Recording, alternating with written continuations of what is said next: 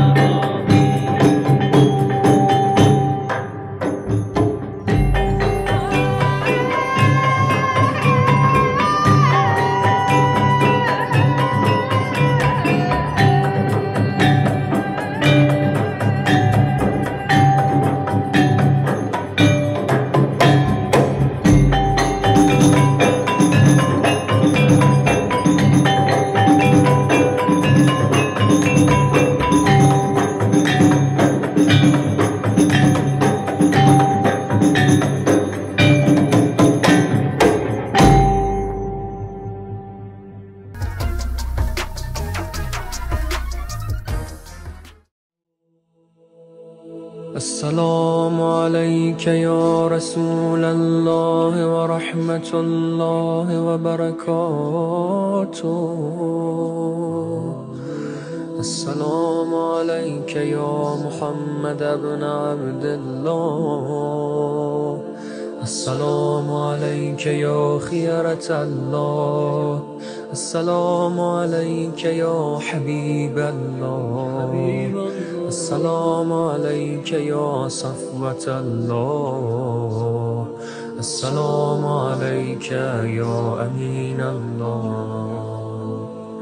أشهد أنك رسول الله، وأشهد أنك محمد بن عبد الله، وأشهد أنك قد نصحت لأمتك وجاهدت في سبيل ربك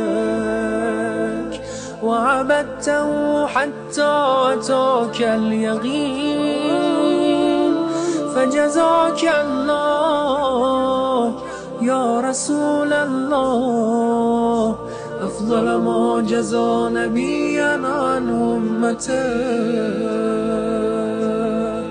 اللهم صل على محمد وآل محمد أفضل ما صليت على إبراهيم وآل إبراهيم إنك حميد مجيد.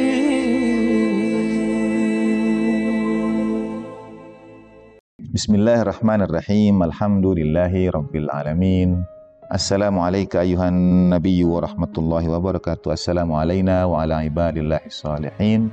Assalamualaikum jami'an wa rahmatullahi wa barakatuh. Asyhadu an la ilaha illallah wahdahu la syarikalah wa asyhadu anna sayyidana wa maulana Muhammadan abduhu wa rasuluh la nabiyya ba'dah. Allahumma salli wa sallim wa barik ala sayyidina Muhammad wa ali sayyidina Muhammad wa ajil furajahum syarif warzuqna fid dunya ziyaratahum wa fil akhirati syafa'atahum. Saudara rahimakumullah, Kunuzul Hikmah, The Prophetic Wisdom pada bulan suci Ramadan menghadirkan kepada kita hikmah dan teladan dari para salihin sepanjang zaman. Wa idza bi Yusuf, jadi setelah ini kejadiannya, setelah Nabi Yusuf jadi raja, yang dalam cerita Nabi Yusuf sebetulnya Nabi Yusuf jadi perdana menteri ya, karena ada rajanya, ada Fir'aunnya. Nabi Yusuf itu menggantikan, ini indahnya Al-Quran mengisahkan kepada kita, kalau ada orang dianiaya, dizalimi tanpa hak, misalnya seperti tadi bangsawan memenjarakan Nabi Yusuf karena budak belian. Ternyata ketika bangsawannya itu, aziznya itu meninggal dunia, siapa yang menggantikan kedudukan aziz itu, kedudukan suaminya Siti Zulaikha itu? Raja mengangkat Nabi Yusuf alaihi salatu wassalam. Nabi Yusuf jadi menggantikan orang yang memasukkannya ke penjara.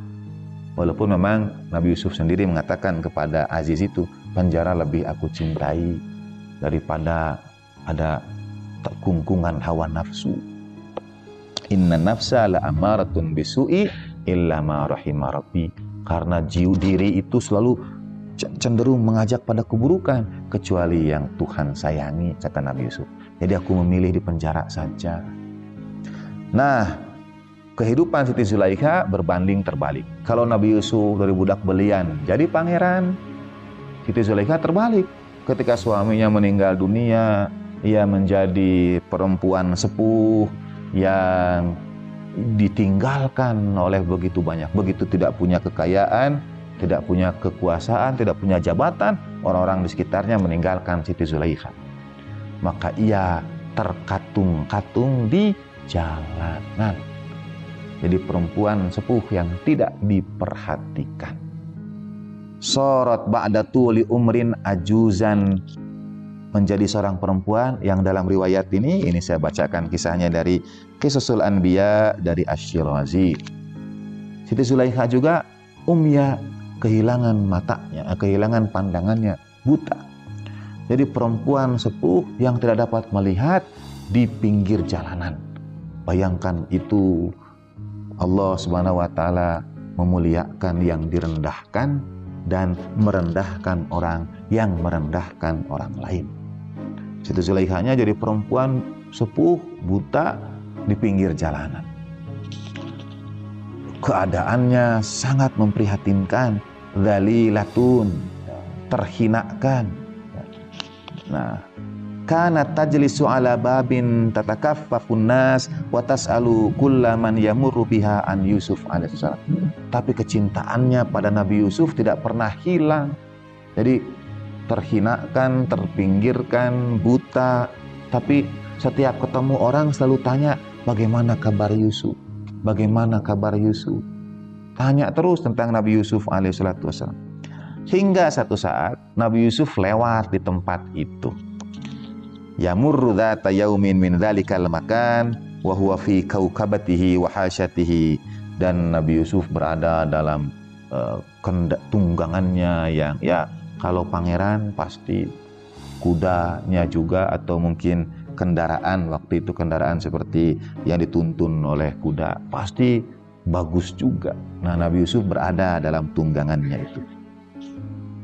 Dan karena orang-orang tahu ini perempuan yang adalah Siti Zulaikha sering tanya tentang Nabi Yusuf alaihissalam, maka mereka mengabarkan, ini Nabi Yusuf mau lewat, gitu. Dikabarkan kepada Siti Zulaikha ini. Ya. Falamma akhbarat bi uburi Yusuf alaihissalam min dalikal makan akhadat tunadihi bi sautiha dhaif. Ketika ia tahu Nabi Yusuf itu mau lewat, ia berusaha untuk berkata-kata, inginnya sih berteriak, tapi suaranya lemah. Bi sautiha ad-dhaif, lemah suaranya itu. Ya parau, perah itu ya. Ia memanggil-manggil, menyebut nama Nabi Yusuf berulang-ulang. Yusuf, Yusuf, Yusuf. Pelan sekali. Wahia ta'malu ayyasma' sautaha fayatiha.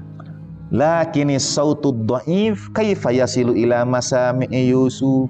Tapi suara yang pelan itu bagaimana mau sampai pada pendengarannya Nabi Yusuf, bagaimana mau sampai pada telinganya Nabi Yusuf alaihissalatu wassalam. Nah, sedangkan ia berada di tempat yang jauh dan lain sebagainya. Walidzalika tajawaza Yusuful makan duna ayyasma' sautan li ahadin. Nabi Yusuf akhirnya lewat saja, melewati Siti Zulaikha itu tanpa mendengar seruan yang lemah dan parau itu. Dan Siti Zulaikha, lakin Zulaikha lam tai'as min dzalika ma'a dha'fi sautiha. Nanti kita akan melihat bagaimana kisah Nabi Yusuf ini sangat dekat dengan keseharian kita, sangat dekat dengan bulan suci Ramadan yang akan berlalu meninggalkan kita. Siti Zulaikha tidak putus asa. Wa baqiyat tunadihi wa hiya ta'mulu bulugha sautiha ila masami Yusuf alaihissalam. Dan masih terus juga memanggil-manggil Yusuf, Yusuf, Yusuf. Berharap Nabi Yusuf mendengar. Setelah sekian lama, akhirnya ia akhiran tawajjahat ila Allah subhanahu wa ta'ala. Akhirnya ia berpaling kepada Allah subhanahu wa ta'ala. Ia menghadap kepada Allah subhanahu wa ta'ala. Alladzi biyadihi nasiyatuha, yang padanya ada ubun-ubunnya. Allah Ta'ala berkuasa atas kita. Wa huwa ala kulli syai'in qadir. Jadi dengan sepenuh penyesalan, kemudian ia menyeru Allah Subhanahu wa Ta'ala, berdoa kepada Allah Subhanahu wa Ta'ala. Bagaimana doanya ini? Indah sekali, bisa kita amalkan. Ei Rabbi, duhai Tuhanku, laqad asaituka, aku sudah menentangmu, aku sudah bermaksiat kepadamu, aku sudah berbuat dosa kepadamu. Idza asaituka wa ana jahilah, dulu aku berbuat dosa itu aku orang yang jahil, tidak punya ilmu, tidak tahu. Wa anal an ad'uka, dan sekarang aku memohon kepadamu, berdoa kepadamu. Wa ana bika arifah, dan sekarang aku mengenalmu, aku mengetahuimu. Jadi kata Siti Zulaikha, ya Allah, dulu aku berbuat dosa, aku tidak mengenalmu. Sekarang aku berdoa kepadamu dan aku mengenalmu. Wa taibatan mimma salafa minni, aku bertaubat dari segala yang telah berlalu atas diriku, atas perbuatan-perbuatanku terdahulu. Fatub alayya bilutfika lajasim, terimalah taubatku dengan kasih sayangmu. Wa mannikal azim, dengan keagungan kemurahanmu. Wa rahmatukal wasi'ah, dengan rahmatmu yang luas. Wa ausil sauti ad-dhaif ila masami'i Yusuf, dan perdengarkan seruanku yang lemah ini pada pendengaran Nabi Yusuf. Jadi memohon kepada Allah Ta'ala, kita ini orang yang penuh dosa, yang hendak bertaubat dan memohon kemurahan karunia Allah Ta'ala yang luas, rahmatnya yang tak terbatas. Sampaikan seruanku ini yang parau dan lemah ini kepada orang-orang yang aku cintai. Indah sekali sebetulnya, karena kerinduan Siti Zulaikha pada Nabi Yusuf lah teladan bagaimana semestinya kita merindukan para teladan kekasih hati, merindukan baginda Nabi SAW. Kita ini orang yang bermaksiat, banyak dosa karena kejahilan kita. Suara kita parau, lemah, malu mau menyebut nama baginda Nabi. Karena itu mohonlah kepada Allah Ta'ala, sampaikan suaraku pada pendengaran Nabi Yusuf alaihissalatu wassalam. Waj'al qalbahu alayya atufan, jadikan hatinya lembut untukku. Wabi rahiman, dan menyayangiku. Siti Zulaikha ini tidak henti-henti berdoa terus, ya Allah, aku minta ampun, ya Allah, aku hamba-Mu yang lemah, banyak dosa, aku minta ampun, bertaubat. Tolong sampaikan suaraku yang lemah ini pada Nabi Yusuf. Lembutkan hatinya untukku. Luar biasa itu. Setelah ditinggalkan suaminya, bahkan sebelumnya, kecintaan Siti Zulaikha pada Nabi Yusuf itu tidak pernah pudar, tidak pernah padam. Nah, dan di arasy Allah Subhanahu wa taala, taubat Siti Zulaikha ini disampaikan para malaikat.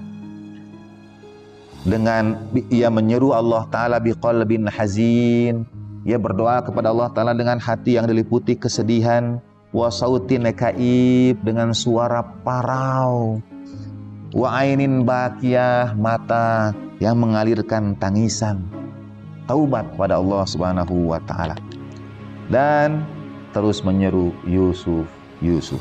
Hatta idza raja'a Yusuf alaihissalam min nafsi tariq, amarallah Subhanahu wa taala ar-rih bi isali sautin Zulaikha ila masami Yusuf alaihissalam. Ketika Nabi Yusuf alaihissalam kembali lagi melewati jalan yang sama, Allah Subhanahu wa taala memerintahkan angin untuk mengantarkan seruan lemah suara parau Siti Zulaikha ini pada pendengaran Nabi Yusuf alaihissalatu wassalam. Jadi suaranya memang lemah, tapi Allah Ta'ala memerintahkan angin untuk mengantarkan suara itu. Sampailah kepada Nabi Yusuf. Wa idzan bi Yusuf alaihissalam yasma' sautan hazinan wa kaiban. Berulang-ulang Nabi Yusuf mendengar suara yang parau, lemah, penuh kesedihan, memanggil-manggilnya, Yusuf, Yusuf. Fa akhadha dzalika saut bimajami'i qalbih, suara itu meliputi seluruh hatinya, seluruh dirinya, ya, menggetarkannya. Mimma da'ahu ila ayyatawaqqafa 'anil masir wa ya'muru ba'dha hasiyatih bi ta'qibis saut wa tahqiqi an sahibih. Sampai di satu titik, karena Nabi Yusuf terus mendengar suara itu, akhirnya di satu titik Nabi Yusuf berhenti dan meminta punggawa-punggawanya yang menyertainya, coba tolong cari, aku mendengar suara ini, apa betul ada yang menyebut-nyebut namaku? Karena yang lainnya itu tidak mendengar, yang mendengar hanya Nabi Yusuf. Dan kata Nabi Yusuf alaihissalam, coba cari, kalian cari. Maka pasukannya menelusuri gang-gang, lorong-lorong pasar itu dan menemukan seorang perempuan sepuh, buta, lemah, terpinggirkan, sedang menyeru-nyeru namanya. Ya. Faqala Yusuf alaihissalatu wassalam, dibawalah. Jadi ketika engkau yang menyuruh, kata pasukannya, kau yang menyuruh Nabi Yusuf, ya, dibawa oleh pasukannya ke hadapan Nabi Yusuf alaihissalatu wassalam. Disampaikan kepada Nabi Yusuf, ada itu seorang perempuan, keadaannya memprihatinkan dan sebagainya. Lalu kata Nabi Yusuf, antar aku menemuinya. Mari kita lihat apa keperluannya. Falamma ja'u biha ilaihi, ketika datang Nabi Yusuf bersama pasukannya, punggawanya menemui Siti Zulaikha itu, Siti Zulaikha mengucapkan salam dan berkata, Subhanallahilladzi a'azzal abid bi ta'atih. Maha suci Allah Subhanahu wa taala yang memuliakan seorang hamba, seorang budak belian karena ketaatannya kepada Tuhan. Jadi kalau kita rendah, budak belian, hamba sahaya, taat kepada Allah Ta'ala akan memuliakan kita. Subhanallahilladzi a'azzal abida bi ta'atih. Maha suci Allah Ta'ala yang memuliakan seorang hamba karena ketaatannya kepadanya. Wa adzallal muluka bi ma'siyatih, dan menghinakan para raja karena pembangkangannya, karena kemaksiatannya. Lalu perempuan sepuh ini berkata, wa qalatil ajuz, la'allaka lam ta'rifni, kau tidak mengenali aku ya. Wal haqqu ma'aka, dan kau berhak untuk itu.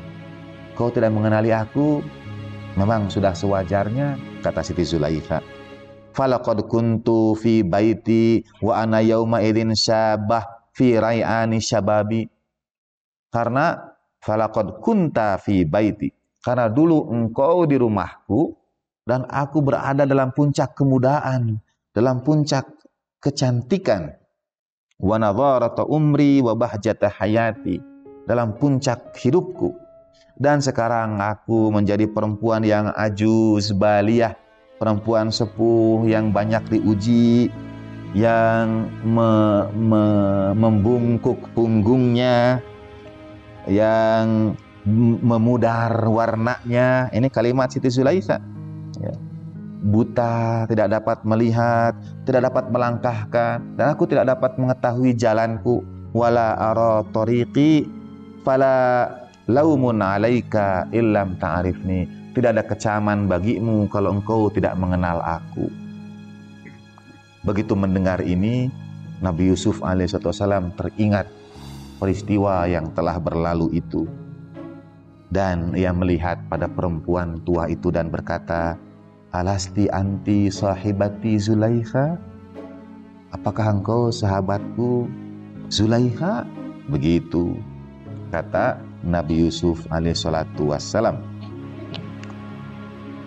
Ini imra'atul aziz, maksudku istrinya pembesar itu, gitu. Jadi masih disebut sebagai istrinya Al-Aziz, pembesar itu. Jadi Zulaikha berkata, na'am, benar, aku Zulaikha. Ana sahibatuka bil ams, aku sahabatmu di masa lalu. Fa inni zaujatul Aziz Zulaikha, aku istri Al-Aziz Zulaikha. Dan engkaulah Yusuf As-Siddiq. Lalu kata Nabi Yusuf pada Siti Zulaikha, kan Siti Zulaikha menyebut-nyebut memanggil nama Nabi Yusuf. Kata Nabi Yusuf pada Siti Zulaikha, lalu apa hajatmu, apa keperluanmu? Adakah sesuatu yang bisa aku lakukan untukmu? Dan kemudian Siti Zulaikha berkata kepada Nabi Yusuf, ya ada, aku ada keperluan, tapi kau tidak akan dapat melakukannya untukku. Seorang bangsawan pembesar, waktu itu Nabi Yusuf raja, pembantu raja, disampaikan, ada yang aku inginkan tapi kau tidak bisa melakukannya untukku. Begitu. Kata Nabi Yusuf alaihissalam, sebutkan hajatmu, barangkali fa innaha maqdiyah insyaallah taala. Dengan kehendak Allah taala hajatmu itu akan dipenuhi.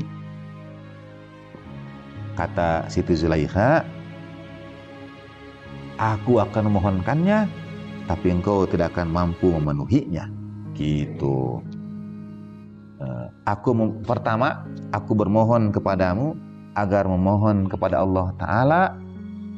Allah Ta'ala kembalikan masa mudaku dan keindahan kecantikanku. Gitu. Jadi sudah sepuh, begitu datang Nabi Yusuf, kau punya keperluan? Ya, sampaikan, mungkin aku bisa bantu. Kata Siti Zulaikha, aku punya keperluan, aku akan sampaikan, tapi kau tidak bisa membantuku. Bayangkan, minta muda lagi, minta cantik lagi. Nabi Yusuf terkejut, kaget, ta'ajjaba Yusuf, huna tawaqqafa Yusuf. Terhenti Nabi Yusuf itu. Bayangkan, kita boleh tidak minta hal yang sama gitu, seperti Siti Zulaikha. Boleh kalau ketemu Nabi Yusuf alaihissalam, minta muda lagi. Nabi Yusuf berhenti, tidak tahu mungkin bagaimana. Dan walakin fuji'a bihubuti Jibril alaihissalatu wassalam yuballighu salam minallahil aliyyil qadir wa yaqulu la. Tetapi Nabi Yusuf ketika terhenti sejenak itu, ya dikejutkan dengan kedatangan malaikat Jibril. Malaikat Jibril alaihissalam turun langsung dari langit, menyampaikan kepada Nabi Yusuf salam dari Allah subhanahu wa ta'ala dan berkata, kata malaikat Jibril, innallaha yukriuka salam wa yaqulu lak. Allah Ta'ala menyampaikan salam kepadamu dan menyampaikan ini, ud'ullaha li Zulaikha bima sa'alatka. Mohonkan kepada Allah Ta'ala permohonan Siti Zulaikha itu apapun yang ia mintakan darimu. Gitu. Jadi malaikat Jibril izinkan kau berdoa dengan doa yang Siti Zulaikha inginkan. Lalu falaqad atat babana, karena Siti Zulaikha sudah mengetuk pintu kemurahan Tuhan, pintu kami. Ini firman atau hadis qudsi Allah Ta'ala kepada Nabi Yusuf itu, kau kabulkan wahai Yusuf, sampaikan doanya. Siti Zulaikha bisa meminta sendiri, tapi Siti Zulaikha mengajarkan kepada kita untuk bertawasul, minta kepada orang soleh, minta doa pada seorang nabi, walaupun kelihatannya tidak mungkin.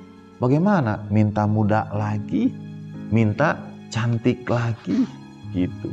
Tapi karena ia mengetuk pintu kemurahan Tuhan, karena taubatnya menyentuh, menggetarkan aras Tuhan, Allah Ta'ala menurunkan malaikat Jibril menyampaikan kepada Nabi Yusuf, sampaikan doa Siti Zulaikha karena ia telah mengetuk pintu kemurahan kami, fi bulughi amaliha, dalam puncak harapannya, dan kami tidak pernah menolak siapapun yang mengetuk pintu kami. Yang dimaksud pintu itu adalah pintu kemurahan Allah Subhanahu wa Ta'ala. Fad'ullaha laha bima sya'at. Mohonkan doa kepada Allah Ta'ala dengan apa yang Dia kehendaki. Farafa'a Yusuf alaihissalam yadahu biddu'a ila Allah Ta'ala. Lalu Nabi Yusuf mengangkat tangannya berdoa kepada Allah Ta'ala.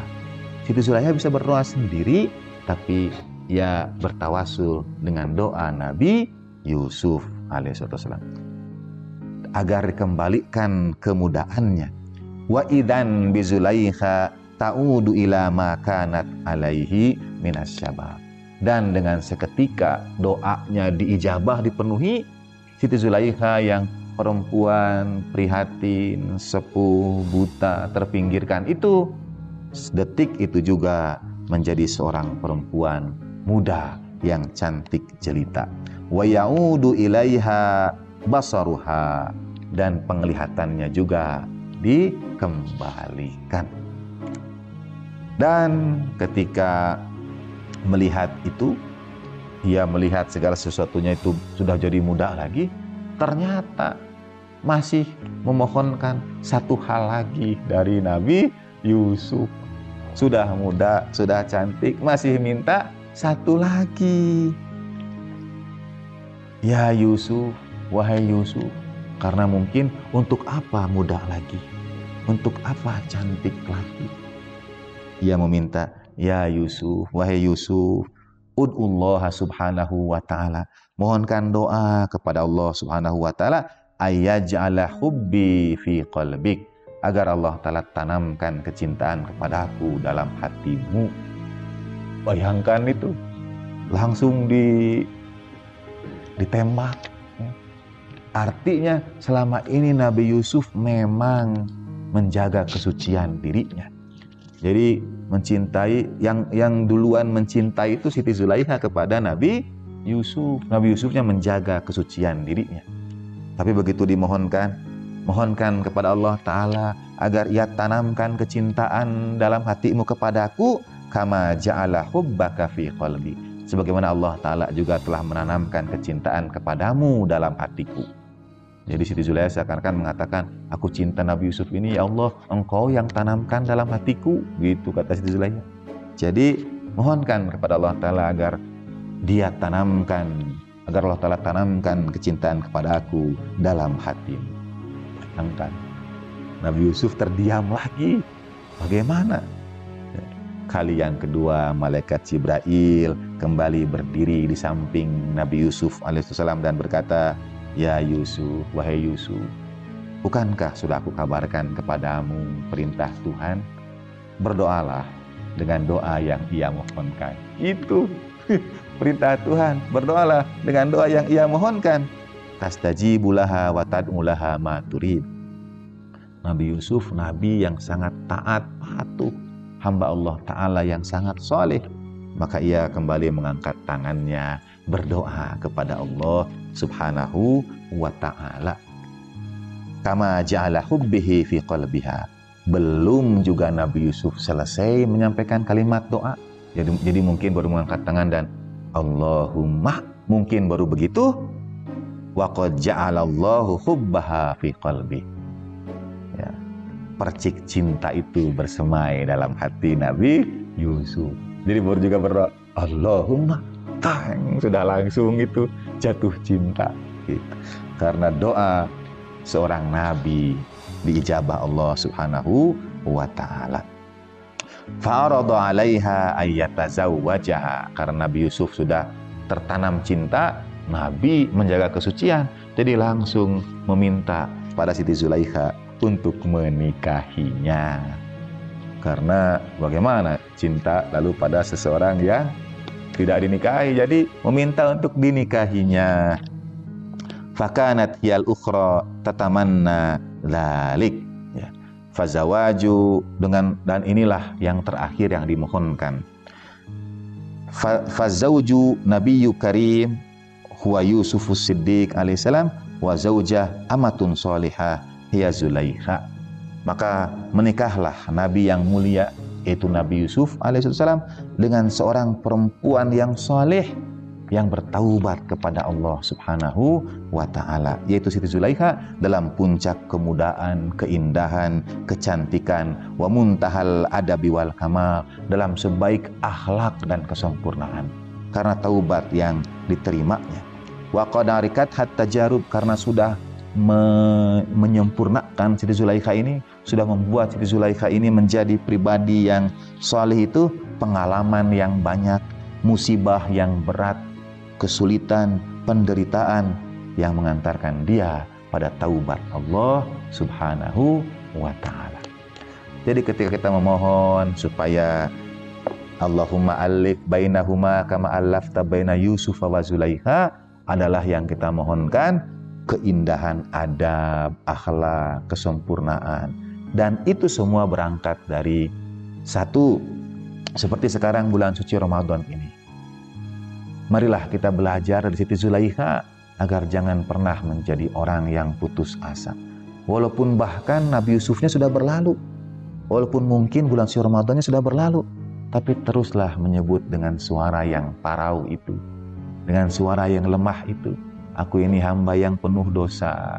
Kalau sudah berlalu yang aku rindukan itu, ya Allah, aku tidak akan pernah berputus asa dari rahmat dan kasih sayang-Mu. Mungkin bulan suci telah meninggalkan kita seperti berlalunya Nabi Yusuf itu. Mudah-mudahan suara parau kita, suara serak kita, kita hadapkan diri kita ke hadirat Allah Subhanahu wa ta'ala, bertaubat sepenuhnya.